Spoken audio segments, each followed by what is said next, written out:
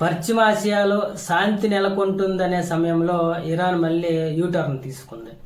అమెరికాతో రెండో విడత చర్చలు జరిగే ప్రసక్తే లేదని తాజాగా స్పష్టం చేసింది. ఒకవైపు అమెరికా అధ్యక్షుడు ట్రంప్ తన అత్యున్నత స్థాయి నేతల బృందాన్ని పాకిస్తాన్కు పంపుతున్నట్లు ప్రకటించిన గంటల వ్యవధిలోనే ఇరాన్ విదేశాంగ శాఖ ఈ సంచలనమైన ప్రకటన విడుదల చేయడం అంతర్జాతీయంగా ఇప్పుడు చర్చనీయాంశంగా మారింది. అయితే ఇరాన్ విదేశాంగ శాఖ ప్రతినిధి ఇస్మాయిల్ మాట్లాడుతూ, అమెరికాతో తదుపరి చర్చల గురించి మా వద్ద ఎలాంటి ప్రణాళికలు లేవు.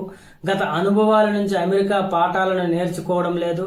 అగ్రరాజ్యం అనుసరిస్తున్న తీరు ఎప్పటికీ మంచి ఫలితాలను ఇవ్వదు అని తేల్చి చెప్పాడు. అయితే ఇరాన్ జాతీయ ప్రయోజనాల విషయంలో తాము ఎలాంటి గడువులకు హెచ్చరికలకు తగ్గబోమని ఆయన స్పష్టం చేశాడు. అయితే అమెరికా అధ్యక్షుడు ట్రంప్ ఆదివారం తన ట్రూత్ సోషల్ వేదికగా సంచలనమైన ప్రకటన చేశాడు. ఉపాధ్యక్షుడు జేడీ వాన్స్ నేతృత్వంలో జారెడ్ కుష్నర్ అలాగే స్టీవ్ విట్కాఫ్ వంటి కీలక నేతలతో కూడిన బృందం సోమవారం ఇస్లామాబాద్ చేరుకుంటుందని, మంగళవారం ఉదయం చర్చలు మొదలవుతాయని పేర్కొన్నాడు.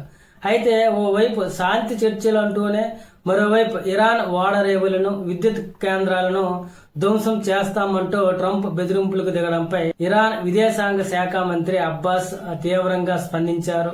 అమెరికాకు దౌత్యంపై కనీస సీరియస్ లేదు. బెదిరింపులకు దిగడం ఒకవైపు, అదేవిధంగా చర్చలకు దిగడం కూడా ఒకవైపు. ఈ ద్వంద్వ విధానాన్ని తప్పుబట్టారు. అదేవిధంగా ఇరాన్ మీడియా సైతం రెండో విడత చర్చలపై వస్తున్న వార్తలను అబద్ధంగా కొట్టిపారేసింది. అయితే ఏప్రిల్ 11, 12 తేదీలలో ఇస్లామాబాద్ లో జరిగిన మొదట విడత చర్చలు ఎలాంటి ఒప్పందం లేకుండా ముగిశాయి. ప్రస్తుతం అమల్లో ఉన్న 2 వారాల కాల్పుల విరమణ గడువు బుధవారంతో ముగియనుంది. ఈ నేపథ్యంలో కొత్త ఒప్పందం కుదురుతుందని భావిస్తున్నప్పటికీ ఇరు దేశాల మధ్య వస్తున్న హెచ్చరికల వల్ల ఉద్రిక్తతలు మళ్లీ మొదటికి వచ్చే ప్రమాదం ఉంది.